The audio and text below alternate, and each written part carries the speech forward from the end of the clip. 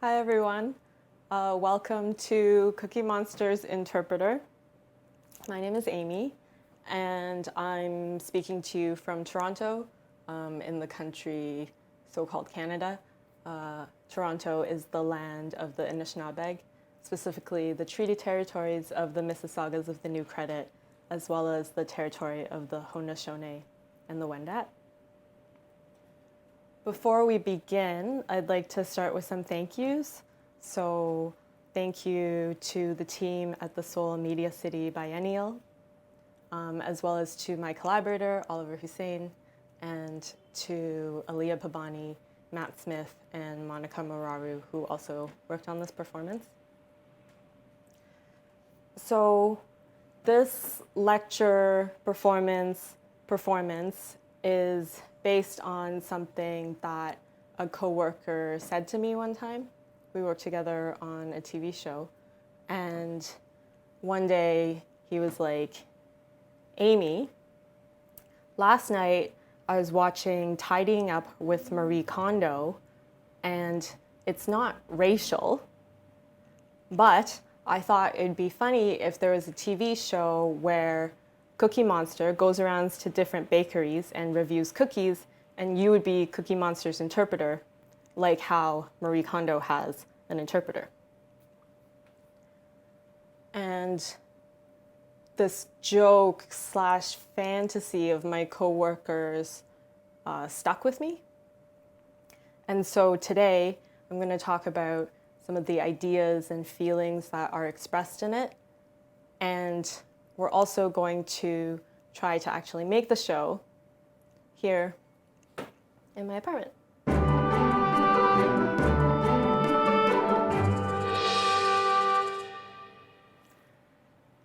So also, just to note, there's a chat on the Twitch stream that you can participate in. You need to sign up for an account before you can participate in the chat, but it is moderated by a very special guest who is Cookie Monster. So when my coworker told me this, the first thing I thought was, okay, like I do like to watch shows about food and restaurants, reality shows. And this past winter, I watched a whole season of a show, which is called The Great Canadian Baking Show. And on this season of The Great Canadian Baking Show, there was a contestant named Sheldon who would make what you call on these types of shows adventurous recipes. He would often use techniques and flavor combinations from Chinese cuisine. And one episode, the pastry episode, there was a challenge to make a strudel. And what Sheldon did was he made a strudel that was based on a Chinese dessert with sticky rice and fatty pork. And so his strudel was filled with sticky rice and pork belly and like a black sesame paste. Unfortunately, the judges were not super excited about it, and he was eliminated that episode. This like rice strudel thing reminded me of when my family first moved to Canada and my mom volunteered to make snacks for our entire elementary school classroom, and she found a recipe for Rice Krispie squares. I'm not sure if at that time any of us had ever eaten a Rice Krispie square before, but we did it, and the first step called for microwaving a large amount of marshmallows, which looks kind of like this. And I remember watching this with my mom and my sister through the microwave door, just completely shocked and very confused at what was happening. And then even more confused when the next step of the recipe called for dumping an entire box of cereal into the bowl of marshmallows and then squishing it down into a square like this.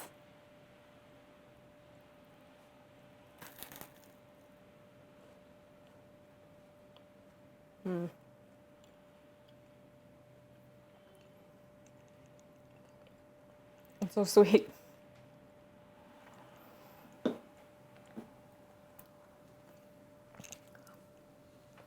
The other type of food reality show that I really like to watch is of the makeover genre. And the most memorable episode to me is from a show called Bar Rescue, hosted by John Taffer. This is a picture of John Taffer in his limo calculating profit-loss statements. And the episode that I remember took place in a bar called Pirates Tavern, which was started by someone who once threw a very successful pirate-themed party and wanted to replicate that on a permanent basis. And so the bar had all this pirate-themed paraphernalia, and everybody wore fluffy blouses, and there was even one waiter who was actually one-eyed. But unfortunately, the business was not doing so well, and the owner was in a lot of debt. So the bar rescue team proposed a makeover, and they thought that they should get more business by attracting office workers on their lunch breaks. And so they rethemed the entire bar to be corporate theme, which meant like turning all the tables into cubicle desks and making all the menus into Post-it notes. And then all the waiters had to put on button-up shirts and blazers. They did a soft launch for this, but everybody who worked there was super miserable, and the owner at one point said, like, right into the camera, "I hate this," and everybody was taking off their blazers and button-up shirts and putting their pirate shirts back on, and it was a really beautiful and also sad episode because they were actually pirates at heart.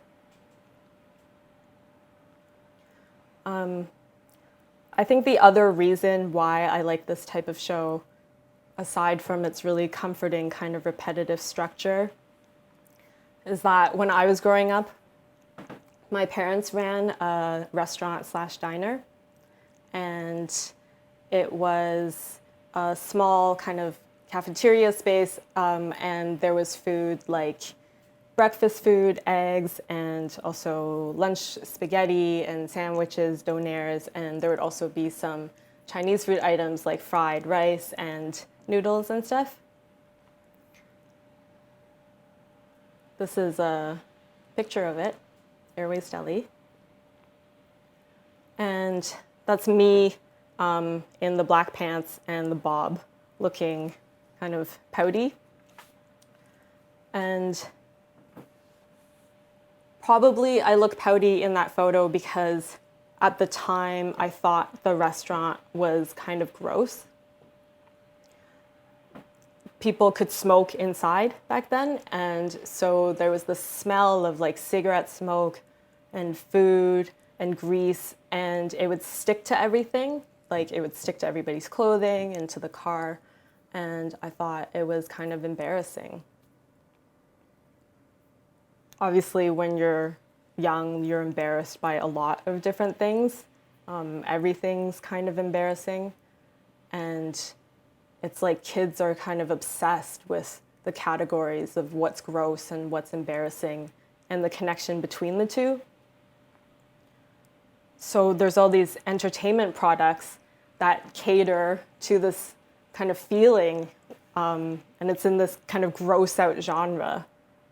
And what they do is they take that feeling of feeling embarrassed by yourself or your family and externalize it, kind of literally make it material.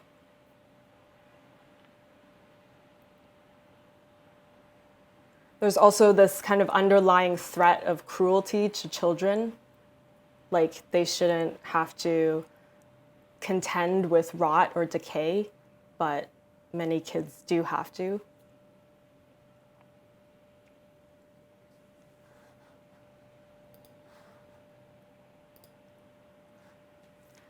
And Cookie Monster is a similar kind of embarrassing, gross creature. Like the way that he eats, it's kind of like what you would hope you don't look like when you're eating. Before Cookie Monster appeared on Sesame Street, his first appearance was in a commercial for snacks. It all started when I discovered Wheels. You know, these wheel-shaped cheese-flavored snacks that taste so... cheese-flavored. Anyhow, I was fixing a tray of Wheels when suddenly I saw a wheel stealer. I am a wheel stealer. Ha, ha, ha. And he ate up all my wheels. So then I fixed a tray of flutes, these flute-shaped snacks with a butternut flavor. But when I turned my back, a flute snatcher got them. The flute snatcher strikes again! So then I bought crowns, crown-shaped snacks with the scrumptious corn-roasted flavor, and I was enjoying their corny crunchiness when I realized the character on the TV screen was in reality a crown grabber. Crowns! So that's it, friends. When you eat wheels, flutes, and crowns, you're gonna meet wheel stealers, flute snatchers, and crown grabbers. But beware, they're very sneaky and have all kinds of disguises. Why, there may be some in your house right now.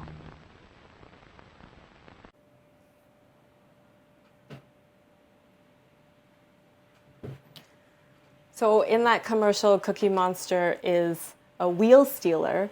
And what's funny is that at the end, he's actually revealed to be a person. Like, there might be monsters hiding in all of the people around you. I'm hungry, and I'm gonna go make something to eat in the kitchen.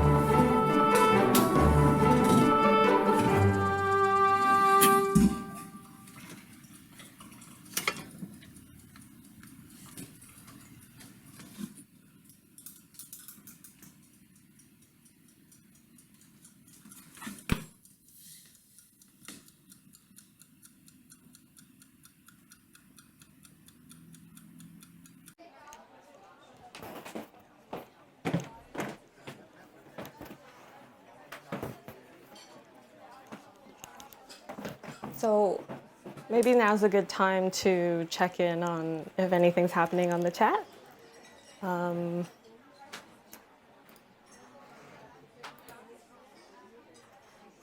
Someone really wants a cookie, and Yaris is talking about the kitchen timer. I think that someone's impressed with my kitchen timer. And Cookie Monster is, yeah, I'm not sure what Cookie Monster is saying, actually. So my coworker said, okay, just to review what my coworker said. My coworker said it would be funny if you were Cookie Monster's interpreter and he would go around reviewing cookies and you would be the straight man. And I guess the reference to the straight man is because I have a deadpan sense of humor, and my face is naturally pretty serious, like this.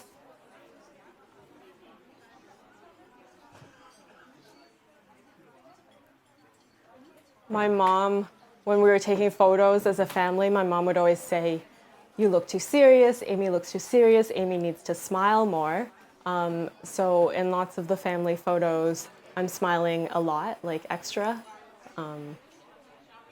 Like in this photo where I'm wearing a cardigan with a little flower. My mom has a similar kind of deadpan sense of humor where when she says something funny, she'll just kind of stare and not blink, and it's really cute. Recently, I've had a series of dreams where my mom is struggling with like a large physical object, and I can see her face in the dream really clearly.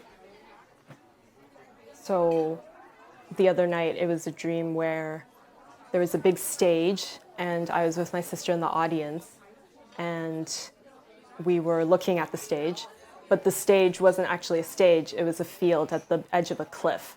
It was very brightly lit, and my mom was on the cliff fighting a bear. And I was like, oh my God, pulling on my sister's arm. Mom's fighting a bear, we have to go help her, like, we need to go. But we were in the audience and we couldn't get to the stage. There's just no way we could get there. And so we had to watch, and my mom fought this bear and then somehow managed to kill it. And it was amazing, and my sister and I were so happy. We were like, Mom killed the bear. It's amazing. And my mom was on the stage, and we could see her face, and she was looking back at us. I think with puppets, there's a similar kind of thing, like this, where their face doesn't change, and it's like anything can be happening all around them, but their face stays the same. And it's like this fantasy of not constantly being buffeted by emotions. And that's what makes it fun. It makes it pleasurable to look at them, and it also makes them cute.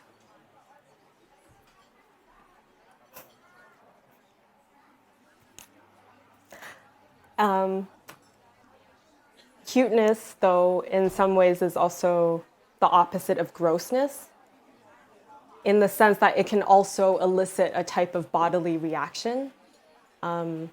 So for example, when you look at something really cute, you might think like, oh my God, like I want to pinch it, or I want to bite it, I want to squeeze it, and you might clench your fists and like kind of bare your teeth a little bit and say something like, it's so cute, it's unbearable, or it's so cute, I want to crush it.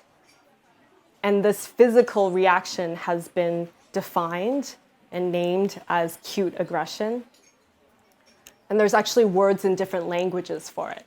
So in Indonesian, there's the word gemas, and in Tagalog, there's the word gigil, which could also be used in the instance of like dogs or kittens are play fighting, and they're getting really excited, and you could say like, oh, the puppy has gigil, like it's been overwhelmed by cuteness. In Cantonese, there's also a similar word that I think refers to like a similar type of frustration or like pent up kind of a feeling of wanting to like eliminate something. And that word is 망장. And I specifically get this feeling when I look at pictures of bumpy things on a surface. Like I really want to pinch or crush all of the bumps. I want to get rid of them. It's this very kind of frustrated feeling of wanting to eliminate something, but at the same time, I'm completely fascinated and I can't stop looking at it. And it's this mixture of it being complete fascination and also aggression.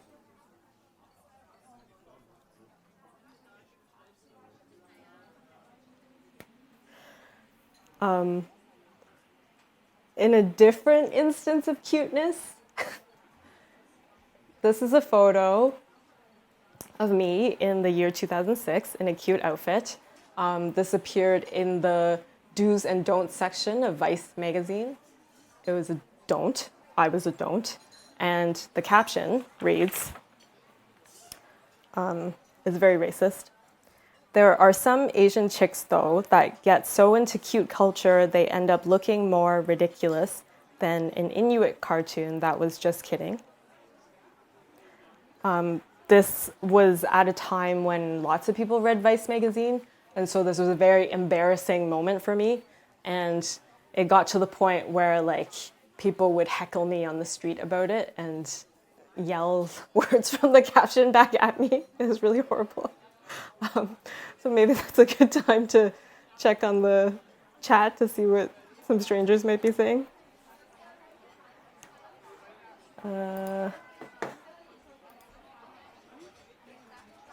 I'm not sure that there's anything for me to like respond to, but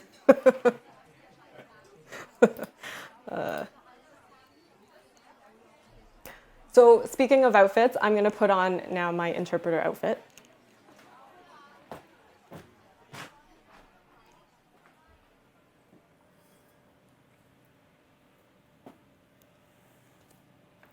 Oh, fuck.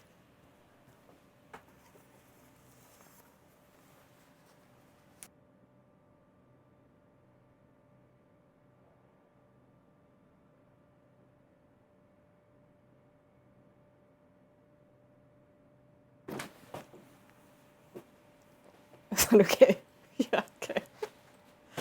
So a professional interpreter is supposed to interpret exactly everything that's being said with no added commentary, no corrections, no emotions. I personally wouldn't be able to be a very good interpreter in Cantonese because I used to be much more shy to speak it and I don't have a lot of vocabulary, so I have to use a lot of English. It's like 50% English. It's almost like a type of pidgin language. Something that I learned, though, that made me feel kind of weirdly better about my language skills was learning about the existence of a historical kind of pidgin, which is actually Chinese Pidgin English, which was a widely used language, or pidgin, from like the 1700s to the 1900s. And it's a mixture of Cantonese and English. So it's like broken English, broken Cantonese a little bit mixed together. And phrases like long time no see come from this. So in Cantonese, you would say like ho loi mo gin, and long time no see has that same grammar of Cantonese, but with English words instead. There's one theory that pidgin, the word, comes from a Cantonese word for pay money, 俾錢. And the reason why it was used was because at that time, the Qing government of China forbade foreigners from learning Chinese. So because they thought that that would allow the foreigners to become more powerful. So Cantonese-speaking people would use Cantonese sounds to transliterate these English words, and then everyone spoke pidgin to each other. So this is a video of people reading out loud a historical record of Chinese Pidgin English. It's not a great video, but we'll play it. Very well, Tintin. What for man no have see Taiwan so long? My 1G1 pay so very soon. Suppose forget too much pigeon, no can make it. Can do. What for no can? No occasion fellow. My spell very well, can fix it a la papa. 1G make number one letter. Feel no have Europe letter? No occasion fellow, can school have number one papa letter? Patchy one piece select inside or papa.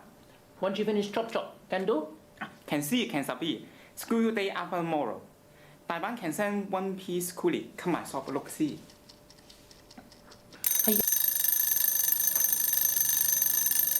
Cookies! We smell cookies! Oh my god! Oh no, Cookie Monster! Amy! We're very sorry to interrupt performance, but we It's smell okay. cookies. Warm cookies! Before you do anything Amy, worse where to are my cookies? experience, Amy, I do give have Cookie cookies for you. Monster cookies. I do have cookies for you. They're just in the oven. Can I In take them the out of the oven. oven? Okay. Amy, give Cookie Okay. Monster cookies. Yum, yum, yum, yum, yum. We smell cookies. Here you We go. love Okay. cookies, Amy. Okay. I know you love cookies. And Here you go. Thank you Thank very you. much, Okay, Amy. no, wait. What, I was hoping that what you could do is review the cookies for me What in means our review, show, Amy? Cookie Monster's Interpreter. Talk about each cookie, and we'll review the cookies together. Okay, Amy, we review your cookie.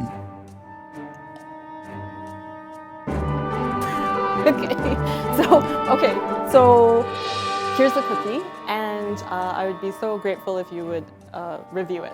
Okay, me review one of Amy's cookies. Yeah. Okay, outside, look like other cookies. The exterior resembles the other cookies. Inside, oh, Amy, we have problem with inside of cookie. The interior has a defect. Sound not very good. The hearing of the cookie is Inside, not great. very gooey. The interior is wet, it seems. If Cookie Monster eat, maybe spend lots of time in toilet. There might be a physical condition that's engendered by eating the cookie. Amy, me very sorry, me can't eat cookie. Cookie Monster can't eat it, unfortunately. Just kidding, Amy. Nom nom nom nom nom. Very good cookie, Amy. Thank you. Nom nom nom nom nom nom nom nom. Before you eat more, would you mind reviewing another one for us, please? Yes, Amy. We review second cookie. Second cookie same as first. Look same as other cookies. It resembles the other baked goods. Okay. Now me taste cookie. Nom nom nom nom nom nom nom. Cookie Monster has eaten it. Good cookie, good flavor. Little bit sharp in Cookie Monster mouth.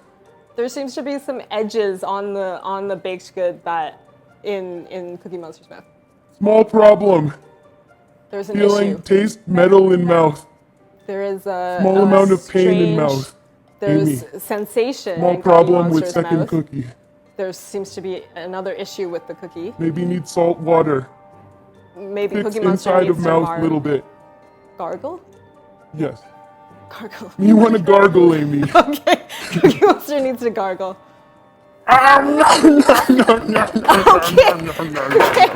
Very good cookie, Amy. I'm so glad you're enjoying the cookies. Would you like to review another one? Oh, one more cookie, me Thank you. review. Yeah. Then me eat all the cookies, Amy? Yes. Okay. Last cookie, me review. Amy. Last cookie, very special. This is a unique cookie. Amy, me remember. Remind me of when Cookie Monster, small baby, eat first cookie ever. There's a memory of Cookie Monster as an infant. Cookie Monster sitting in high chair. Cookie Monster mommy come to Cookie Monster holding small disc. And his mother came to him with a circle. Put it in baby Cookie Monster mouth. The baby put the cookie in his mouth. At that moment, me feel feeling of falling into small hole. The baby fell into a pit Go through many stars, darkness, and then many traveled through the colors. galaxy and a rainbow. Trees, everything collapse. Hair All the stand trees up, fell down. feel wobbly. There was Dizzy. a bodily sensation and dizziness. Much happiness, Amy. Beautiful time. It was a joyful memory. This cookie, Amy. Cookie Monster, remember every cookie. This cookie remind me of first cookie. Cookie Monster has memories of all cookies, and this one is reminiscent of those memories. Me eat beautiful cookie now. Okay. Amy. Okay, he's gonna eat it now. Nom nom nom nom. Nom nom nom nom nom nom nom. Thank you, Amy. Very good cookies. Nom nom nom nom. Okay, thank you. Wow, Cookie Very Monster. good, Amy. Thank you Amy, for we give coming Amy- and We give Amy putting handshake. cookies all over my apartment. Thank you so much for coming and reviewing my cookies. Oh, very good and cookies, for Amy. participating in Cookie Monster's Interpreter. Thank you for making Cookie Monster You are very welcome. happy. You are more than welcome. Oh, Are you small problem, Amy. okay? Feeling a little bit. No problem. just need small rest, maybe 10-minute break. Okay. This happens sometime to Cookie Okay, Monster. that's okay. Okay. You just- Maybe Okay. lie down on couch for Yeah, a would little you bit. like to lie down over here? Yes. Okay. Amy, Okay. bring Cookie Monster to couch, please. Okay. You lie down just Okay. 10 minutes, no problem. Okay. No problem. You here, can lie Amy. down over here. Yes, Okay. that's not a problem. Would you like a hot water bottle? What means hot water bottle, Amy? It's like it's warm. Okay, put it on. Oh, very good feeling. That's oh, good? Yeah. Okay. Yeah. Thank you very Would you much. like me to read you a story? Oh, me love stories. Okay. Amy, read Cookie Monster. Okay, story. great. Okay, Make Cookie so Monster feel better. I'm going to read you a story, and this story is one that I remember from, somehow I think I read it when I was a kid, and then recently I was thinking about it and I found it again. So I'm going to read it to you, and it reminded me of you a little bit. Story remind Amy of Cookie Monster. Yeah, just a little bit. Amy interested? Okay. So, okay. This is a story about a well-known Irish traveler, Arthur O'Leary, Okay. who, during his 25-year sojourn in France, used to spend his holidays exploring the country on foot, and the story comes from his travel journals, which were published in the late 1700s. So, during Arthur O'Leary's visit in Boulogne-sur-Mer, which is a town in France, he heard of a great curiosity which all the people were running to see. A curious bear that some fishermen had taken at sea out of a wreck. Shipwreck.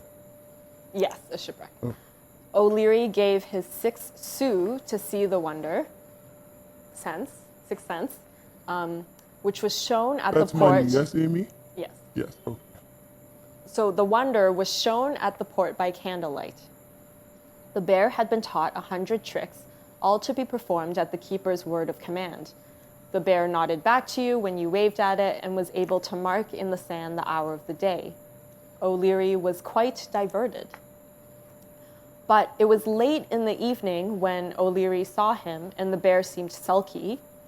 The keeper, however, with a short spike at the end of a pole, made him move about briskly from trick to trick. The bear at length grew tired. The keeper hit him with the pole. Oh no, Amy. The bear stirred a little but continued quite sullen. At length, the brute of a keeper gave him 2 or 3 sharp pricks with the goad, when he roared out most tremendously, and rising on his hind legs, swore at his tormentor in what O'Leary heard to be Irish. Irish, yes. O'Leary, not believing his eyes or ears, shouted back at the bear in Irish, "How do you do, Pat?" Upon hearing this, the bear stopped and turned towards O'Leary, and still standing on 2 feet, replied, "Pretty well, thank you." O'Leary, in disbelief, went immediately to see the mayor of Boulogne-sur-Mer. The mayor and O'Leary returned, and O'Leary striked up a conversation with the bear to demonstrate to the mayor. Upon seeing this, the bear's trainer dropped the lead and ran away. The mayor immediately ordered the bear to be ripped up, and after some opposition and a good deal of difficulty, a man stepped forth, naked, out of the bear's skin. It turned out that the bear was a farmer from Ireland who didn't speak any languages other than Irish. Some French fishermen had found him at sea on a hen coop, which had saved him from going to the bottom with the ship. He came from a famine-stricken area and had joined a small cod venture traveling to Spain. The bear told O'Leary that he was very well fed and did not care much about the clothing, only that they worked him too hard and kept him in a cage sometimes.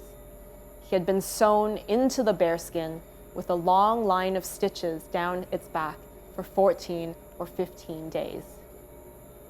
The end.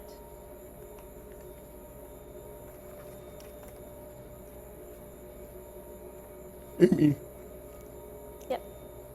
this end of story? Yeah, that's the end of the story. Amy, me have something to tell Amy about story. Okay.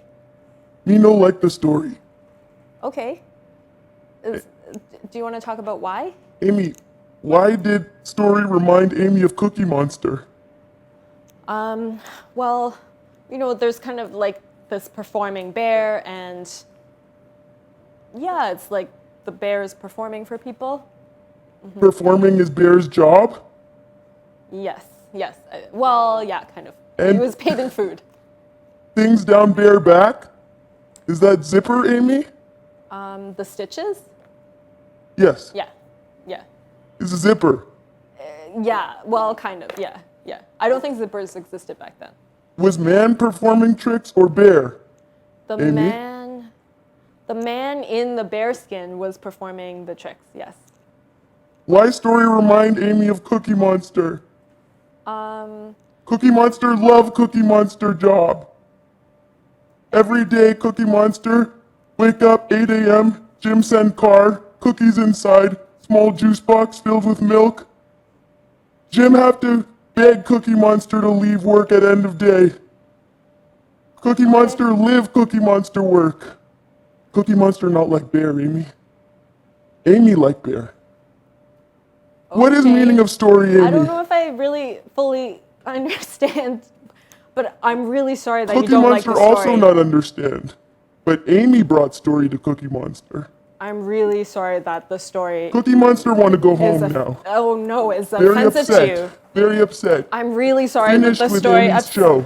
Oh no, I'm really sorry that the story upset you though. Amy I broke really didn't mean contract. to. Story no, not part I'm of really sorry. contract.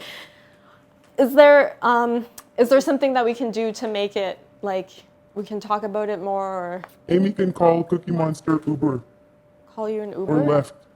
What if? Is it okay if I hug you? Uber XL. Like Amy, too late for hugs now, okay? First ask for hug, then give hug. Amy problematic. Okay, you want an Uber?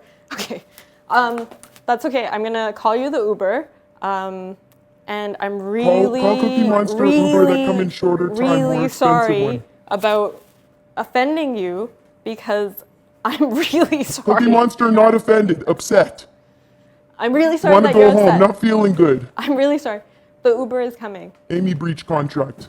Oh no. Amy hug agent. I'm really sorry. Amy call Cookie Monster agent Lisa. You want me Maybe to hug your agent? Lisa. Oh no, Lisa. Okay. How Do much you- time until Uber come? Like 3 minutes. Okay. you Uber want- XL. Yes. Okay, you need the extra leg room. Okay. Cookie Monster leaving now, Amy. Do you want me to come with you and help you? Yes, maybe Cookie Monster need help with stairs. Okay, Amy apartment very inaccessible for Cookie Monster. I'm really sorry. Also not mentioned in contract. I'm really sorry. I'm Which really front door, sorry. Amy? Yeah, just take this way. Go left. Me sorry too, Amy. Very sorry.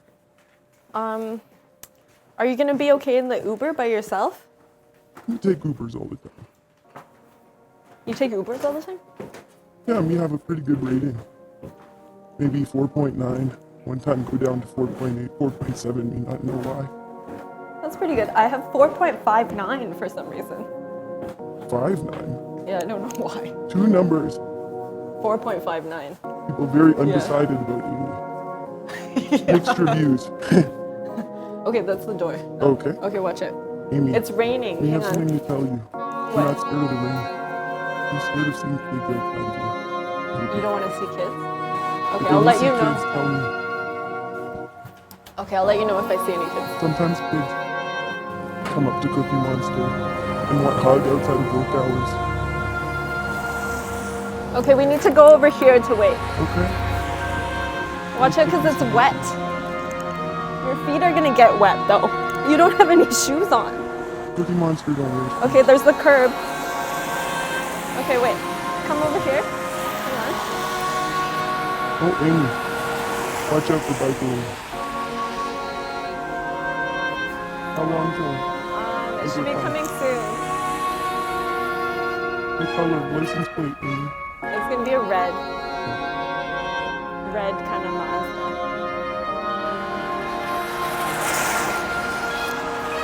Can you get food from Domino's sometimes? Domino's? They're close Yeah, to sometimes I get like a gluten-free Hawaiian. Do you like that? Do you like pizza? Cookie Monster don't mind Gluten-free pizza. Hawaiian pizza? You No like the cheese. shape. Without cheese. Yeah, like cheese, but not too heavy on the cheese. Sometimes we like to dip the crust in garlic sauce. Dip? A small amount, extra, $2, no problem. You got extra dip? No, dip is extra. Order pizza. You pay extra for the dip? Yeah. Dip is not part of the pizza standard. So what do you usually order? Like what goes good with the dip? Just Oh, the here's your crust car. and- Oh, car is here? Great, okay. Amy, help. Any Okay, bikes stopped in coming? the bike lane, so you gotta get in. Okay. Gotta get in quickly. Oh. Hello. For Amy, yes. Okay, Ow. bye. I'm really sorry. Ow. We're top really of sorry. we're top of car, Amy. Help Cookie Monster get inside. I'm really sorry. Okay, bye, Amy. Okay, bye. No problem. We'll talk Bye. later, Amy. Bye bye.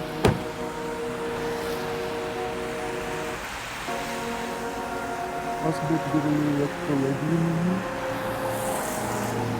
Oh, thank you.